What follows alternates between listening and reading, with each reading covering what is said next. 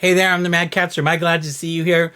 Well, Lauren the Mortician's attorney, Jeanette Braun, aka Janet, who's suing several creators over some nonsense allegations of defamation, etc. Turns out, according to some evidence that's come to light recently, that Jeanette has given some really questionable advice to some of her clients in the past. That advice is actually to do something that's very much illegal and against federal law.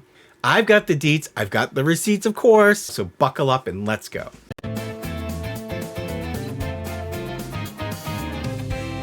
So I'm here with Sybil the Enforcer. Sybil says, look at that pretty girl. Sybil says, please like and subscribe. We're getting close to 40,000 subscribers. We need your help. Please subscribe. We'd really, really appreciate it.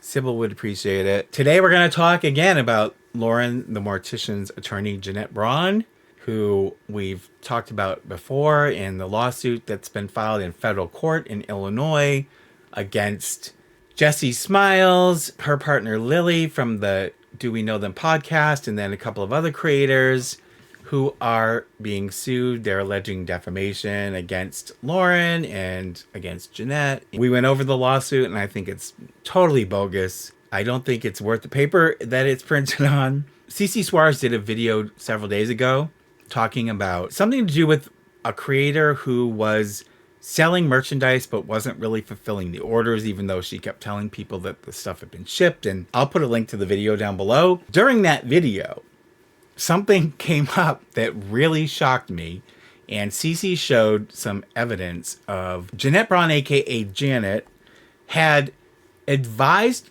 clients of hers who were selling merchandise online to include a pop-up that basically was meant to be what's called a non-disparagement clause, so that, according to Jeanette, her clients would protect themselves and prevent the customers from being able to give bad reviews or to say bad things about the products. And Janet thought that, she's so smart that she had them covered and no one would ever be able to badmouth their products or give an honest review. Well, guess what? That is completely wrong. And that advice, and I'll show you the clip in a minute where it's in writing, where she's giving this really bad illegal advice. And then I'll show you the law that it definitely breaks. And then somebody who's involved in this whole mess, sent me a copy of the cease and desist that Janet sent out. It is a hot mess, as is some of the communication between them. I'm going to show you that as well. It's pretty interesting stuff. And this crazy ride just keeps going. But watch this clip. And then the person that sent me all this was saying it was getting discussed in a buyer beware group, and Jeanette was big mad about it, allegedly. She made videos and comments that have of course been deleted since, but I thought you'd enjoy them if you haven't seen any of them yet. She also apparently advised her clients that sell online to add screenshots of the disclaimer saying that you couldn't post anything negative anywhere about your purchase. What if you weren't happy with your purchase? So this is what she was saying to put on your website or within the fine print, whatever. And it's a non-disparagement clause.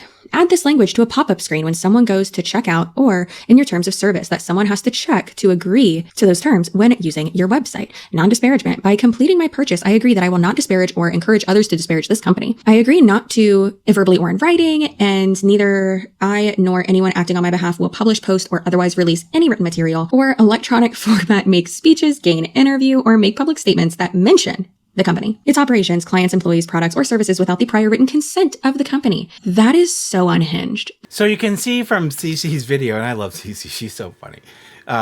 You can see that this non-disparagement clause that Jeanette is telling her clients to use, it says that customers can't basically say anything about the company or its products without the company first approving it. Basically what she's trying to do is prevent people from leaving negative comments and reviews about the stuff that they purchased. And CC didn't read through the whole thing, but there's a little bit more here I wanted to cover. So look at this screenshot. So it says, I agree not to post any issues I may have with the company in any buyer beware group or similar group. And if I do, I acknowledge the company can file suit against me for any damage my post may have caused to the company. For purposes of this agreement, the term disparage includes, without limitation, comments or statements made in any matter or medium in the press and or the media about the company which would adversely affect any manner of the conduct of the business of the company without limitations to the company's business plans or prospects or the business reputation of the company. I agree that if I have an issue with my order, I will contact the company immediately upon noticing the issue and will work with the company to amicably resolve the issue. Now, you might think, well, she's being a good lawyer. She's trying to protect her clients. Except for one thing. This is completely illegal. It's completely against federal law. So there's a little law on the books from the federal government called the Consumer Review Fairness Act. And this is what it says you cannot do. The Consumer Review Fairness Act protects people's ability to share their honest opinions about a business's products, services, or conduct in any forum, including social media. Contracts that prohibit honest reviews or threaten legal action over them harm people who rely on reviews when making their purchase decisions. So obviously, what Janet is telling her clients to do is directly and unequivocally in violation of the Consumer Review Fairness Act. It's illegal. She's telling them to do illegal things. And by telling them to do illegal things, she's also opening her clients up to exposure for liability for lawsuits by consumers against the companies for trying to squelch their right to publish their opinions about products or services or the company in general anywhere they want and in any format that they want. But they can't make up lies that are defamatory. I mean, if they're giving their honest opinions and they have a negative experience, they are absolutely entitled to share that experience with whomever they want and in whatever format they want. So now if we look at the totality of what's been going on with Janet, she has been accused of allegedly abusing the copyright claim process. She's been accused of filing frivolous lawsuits. She's been accused of making fake calls to law enforcement, asking for a wellness check on Caffeinated Kitty, as did Lauren the Mortician, probably at Jeanette's instigation, I'm guessing.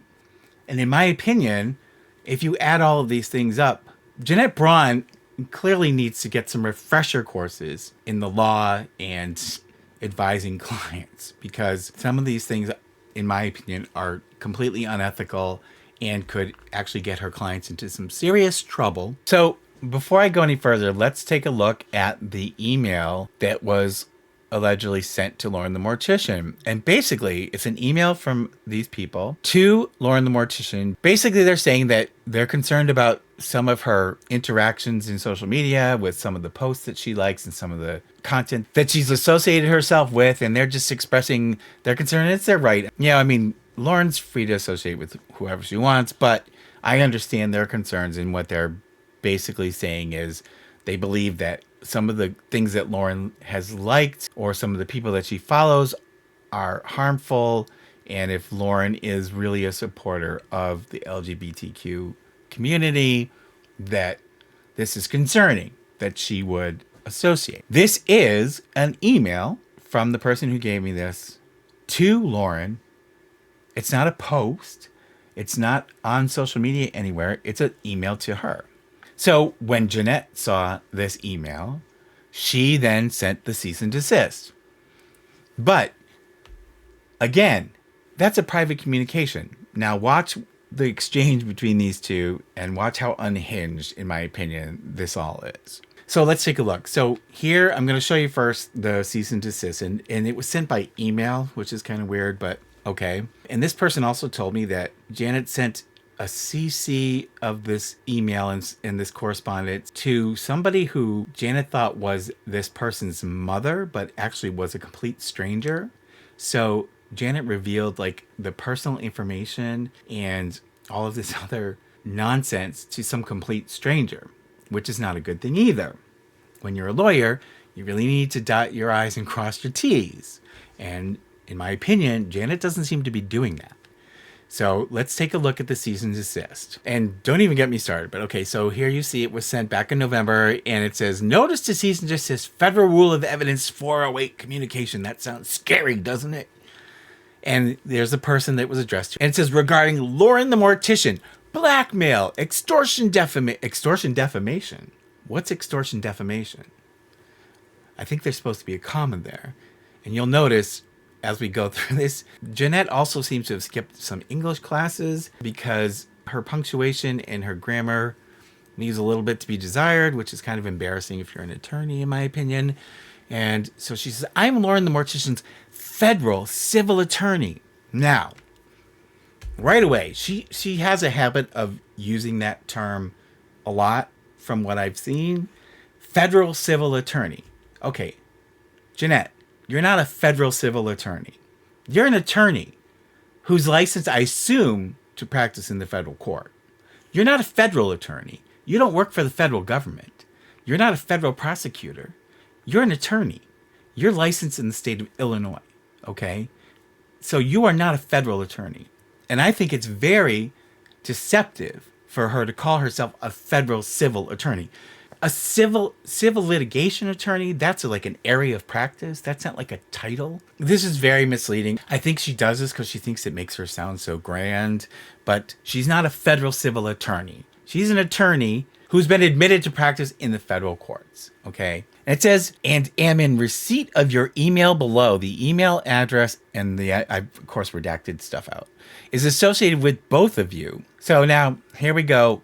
Let's see if you can follow along with this really terrible grammar. You both are hereby to immediate cease your malicious activities. Not immediately, but immediate. Which include sending emails. Oh my God, no, not sending emails. And posting on Reddit and other social media platforms, blackmail, harassing, extortion, defaming, and false light claims against my client. These actions are not only morally reprehensible, but also illegal. Well, Janet should know something about morally reprehensible and illegal, in my opinion. Your conduct directly violates several laws, and she doesn't name the laws, and legal principles, many of which have both criminal and civil activities. Criminal and civil activities, or criminal and civil penalties. I strongly encourage you to hire attorneys, particularly a federal civil attorney. Well, good luck finding a federal civil attorney. And a federal criminal defense attorney. Well, she can't threaten people with criminal charges. It's not up to her. So she really should just dial it back a little bit because she's a little overzealous. And I know she's trying to intimidate people. And by the way, she's only been licensed to practice law since 2019. While this email is only intended to address your civil violations, I provide the probable criminal violations for your what? Your edication? I think she means edification. But that, again, that's intimidation. She's trying to intimidate and threaten them. She shouldn't even be talking about the criminal stuff. I mean, maybe in passing, but she shouldn't be making it sound like they're going to get criminally charged because, no, they're not, Janet. You know that. This next part really made me chuckle.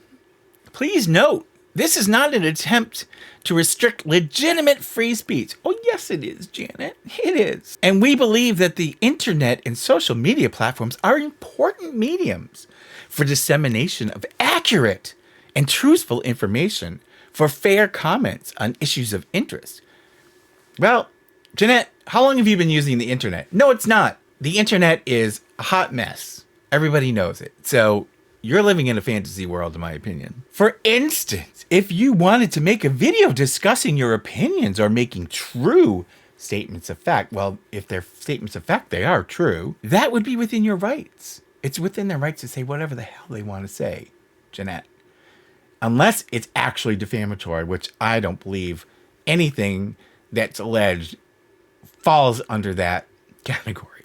Your activities, however, unlawfully violate, my clients unlawfully violate versus lawfully violates and are not protected by your First Amendment rights. Once again, highly encourage you to hire an attorney as this is a serious matter. So this cease and desist also goes on to lay out the allegations, citing to law about blackmail, extortion, coercion, sending threatening emails or demand something of value. Okay, this is the first thing that I thought was totally unhinged. Now remember, the email that was sent was between that person and Lauren the Mortician. It wasn't public.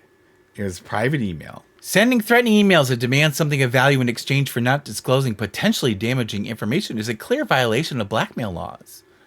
Under 18 U.S.C. Section 873 and 876, blackmail is a criminal offense.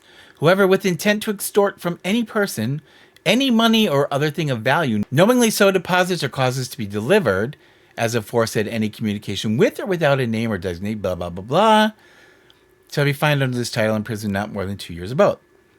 And then she says, here is one example of you blackmailing, extorting, coercing, misspelled also, my client from your emails below. And she quotes from the email, I'm giving you the opportunity to clear the slate before more deep dives are released with even more proof of these issues. And it sounds to me like what they're saying to Lauren is, we'd like you to set the record straight, or we're going to continue to look into what you've posted and what you've liked, etc. According to Janet, this statement of yours is you attempting to extract the thing of value from my client with a threat to injure her reputation. Civil remedies are available for blackmail, extortion, coercion in many states. Now, a thing of value. Asking Lauren to clarify her position on certain issues or certain political positions or whatever they're asking her to do, that's not a thing of value. So it's not blackmail. They're saying if you set the record straight, I guess we'll be satisfied with where you stand, and there won't be any need for us to continue looking at what you've publicly put out there on social media. Okay? It's not like they're digging into her private life. They're looking at stuff that she's put out there in public on the internet for the world to see. That's not a thing of value. Asking her to clarify her position is not a thing of value. This is not blackmail. That whole allegation is just absurd. And then she talks about harassment and stalking and then defamation and the fact that they said that she was caught interacting with extremist right content and hateful anti-trans posts. And then she says that's a false statement of fact. What exactly was anti-trans in any of those posts? You failed to identify one single sentence, element, or other identifier that supports your claims. Well, I think that's something that's a matter of opinion and interpretation. I'm not going to do an analysis of what transpired. False light, creating a false narrative. Now, this part also is ridiculous. False light, creating false narratives about my client through your emails intentionally places them in a false light. False light invasion of privacy can lead to legal consequences. She's like, you think she's talking to a 5-year-old. You're creating the false narrative that my client is part of hate groups organized against LGBTQ+, which could not be more wrong. Further, you have not provided one fact that supports your claims below. Civil laws and remedies are available in almost every state, again threatening. My client has suffered significant damage as a result of you organizing a group of people to engage in the smear campaign. You continue to push and lead others to push and is currently working to pursue all available legal remedies to protect her rights. You're hereby demanded to cease and desist from any further communication with my client or posts on social media, including sending emails or any other forms of correspondence. Further, you are demanded to unless I missed something, she's misusing the word demanded. It should be like, we demand that you issue. You are demanded to issue a public apology to my client, recanting all of the false information and overall false narrative you have posted and organized others to post. So if the reference that Jeanette makes here is that email sent from this person to Lauren the Mortician, it's not possible for her to have suffered damages from an email exchange privately between the two of them. Okay? And that's the example she's citing, that Jeanette is citing here, was the email, and she's quoting to the email. So that also, to me, that's just bogus, in my opinion. And then she goes on to, she says further, because you believe only guilty people will try to hide and dodge the real questions. Here are a few questions for you to answer. Based on your logic, if you are not guilty of anything, you will answer. And then she has a whole bunch of questions. She gives her 72 hours from the date of the email to comply with the demands, answer the questions asked. You can't coerce her to answer your damn questions. That's stuff that belongs in discovery. You can't threaten her and demand that she give you answers to questions that you could potentially use against her. The ball has been directly placed back in your court. I recommend you take the ball to a few different types of attorneys' offices and seek legal counsel. What kind of a ball is it, Jeanette? You're not very specific. A basketball? Is it a tennis ball? Is it a soccer ball? Is it a golf ball? Which ball is it she's supposed to bring to the lawyer? So in response to the cease and desist, this person says, LOL, please explain to me how you have my family's information. That's stalking. Nothing I have sent has been harmful or close to your claims. No one is stalking or harassing. I sent one email, which that is not stalking. Y'all have a blessed day. Nothing illegal with asking questions. And then she follows up shortly thereafter with this email. Again, I just had some concerns and wanted to reach out to her, meaning Lauren. No one is stalking, harassing, or anything. Trust me, I will not be reaching back out. It's just concerning to me how you have all of my personal information. I will gladly comply and not reach out or even search her name ever again. So this person is saying, fine, I won't contact Lauren again. And she's, again, reiterating that it was one email directly to Lauren, which was a private communication. It was not public. And then this is what Janet responds. Federal Rule of Evidence 408 communication. Again, trying to intimidate. Ms. Blank, I am in receipt of your telephone message left with my office along with your 2 emails below, the 2 I just read. You told my office that I said you could call me if you had questions. I never said any such thing. Please direct me to that statement in my email if you are going to maining this position. I think she means maintaining. I will not accept any phone calls from you. You are to communicate with me in writing only. You are once again encouraged to hire counsel to assist you with these serious legal matters. You also told my office that you were refusing to comply with the demand, but then you sent the email below agreeing to comply. You have not complied with the demands. I do not see your public apology on any of your social media accounts. If you posted the apology, please send me the link. The 72 hours offered by my client for full compliance has expired. So she's asking for a public apology for a private email. Why would you do that? Caffeinated Kitty confirmed on Saturday in writing to me that you and she worked together. Okay, this is absurd. You and she worked together to start and threaten to continue the smear campaign, blackmail, harassment, coercion, etc. against my client. I seriously doubt Caffeinated Kitty said those things. So that's Janet's interpretation, I guess, of whatever innocuous thing I'm sure Caffeinated Kitty said. Your information is public record. Now, this is true. However, as I had stated before, this person told me that Jeanette thought she was copying this person's mother. Why that was relevant, I don't know. And instead, Jeanette sent the correspondence to some stranger.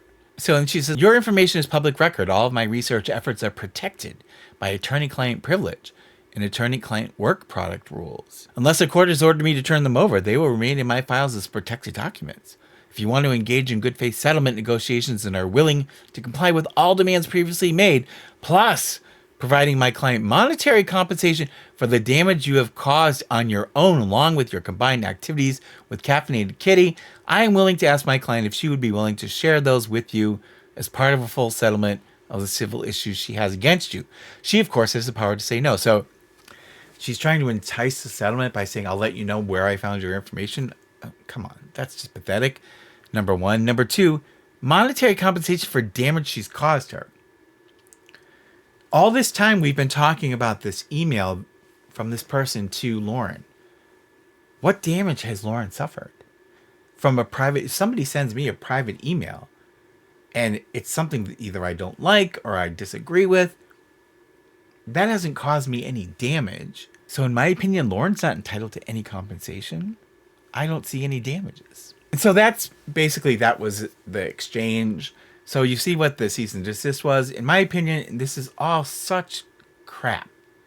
And based on what I've observed and what I've seen of how Jeanette operates, in my opinion, this is just another example of an attorney that's gone power mad, thinking that because she's an attorney, she can force people to her will. And that's my opinion, and I'm entitled to share it.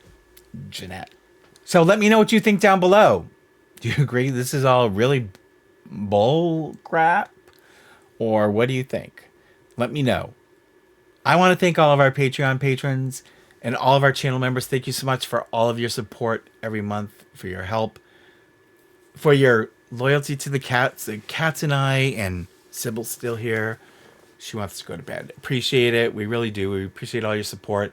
I've got more people to thank for Amazon, so I'm going to thank the rest of the people I haven't thanked yet in my next video. If you haven't been thanked yet for something you sent, fear not. You'll be thanked in the next video. Thank you so much again for your support, your generosity. We love all of you guys. In the interim, take care of yourselves, love one another, and we will see you in the next one. Pretty please. Subscribe, like, and hit the bell. I get a treat for every new sub. Thank you.